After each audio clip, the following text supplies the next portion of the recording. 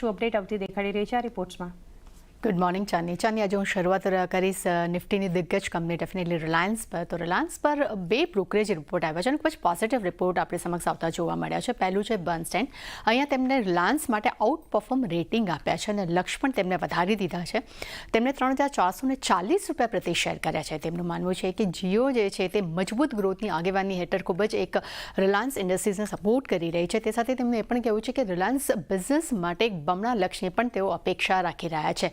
અને જીઓનું તાજેતરમાં જે ટેરિફ વધારવા પર એક મોનેટાઇઝેશન પર પણ હવે ફોકસ વધી રહ્યું છે. તે સાથે તેમને એ 5G રોલઆઉટનો પણ જે ક્ષમતા જે છે પૂરી રોલઆઉટની પ્રક્રિયા જે છે તેમને પૂરી કરી છે અને જીઓ મોનેટાઇઝેશન પર વધુ ફોકસ આપી રહ્યા છે. સાથે જ FY25માં જીઓ માટે ટેરિફમાં વધારાનો જે ફ્લો તેમનો થતો જોવા મળ્યો છે અને લગભગ 500 મિલિયનથી વધુ સબસ્ક્રાઇબ સુધી પણ પહોંચવાની તેઓ અપેક્ષા રાખી રહ્યા છે. અને એ પણ કહેવું છે તેમનું કે જીઓના માર્કેટ શેરમાં પણ સતત વધારો જે છે તે જોવા મળી રહ્યો છે.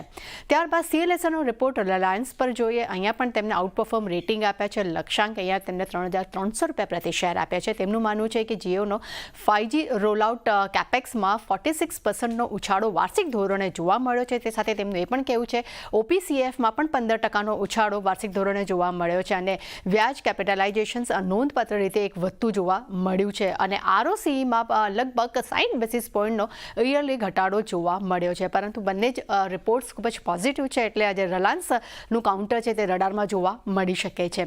ત્યારબાદ નજર કરીએ ડોક્ટર લાલ પેથ લેબ પર. અહીંયા સિટી તરફથી આપણને સેલ રેટિંગ આવતા જોવા મળ્યા છે.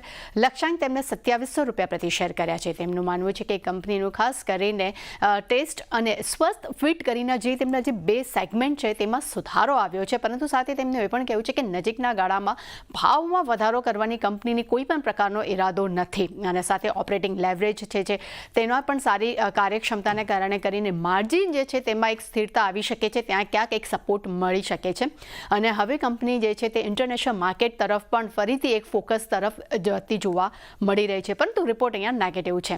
પેટીએમ પર મોર્ગન સ્ટેનલીનો રિપોર્ટ જોઈએ. અહીંયા આપણને ઇક્વલ રેટિંગ જોવા મળ્યા છે. લક્ષ્યાંક તેમને 500 પ્રતિ શેર કર્યા છે. તેમનું માનવું છે કે કંપની જે છે તે એન્ટરટેનમેન્ટ ટિકિટિંગ બિઝનેસ વેચી રહી છે અને જો આ બિઝનેસનું જે વેચાણ જે તે એક્ઝિક્યુટ થઈ જાય છે તો કંપની માટે એક પોઝિટિવિટી જોવા મળી શકે છે કારણ કે આ વેચાણથી કંપનીની બેલેન્સ શીટ જે છે તે આવનારા સમયમાં મજબૂત બની શકે છે. અને ત્યારબાદ TVS મોટર્સમાં UBSનો મત જાણશું.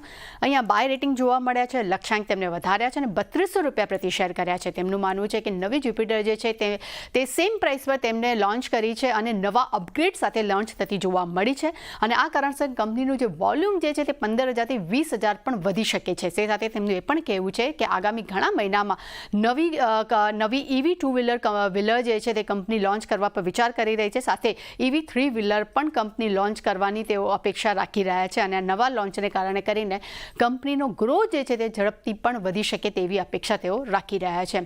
એટલે ચાંદની ડેફિનેટલી 4 કંપનીઓ છે પણ 4માં આજે સારું આપણને એક્શન જોવા મળી શકે છે કારણ કે ઓલમોસ્ટ બધામાં જ એક પોઝિટિવ વ્યૂ છે.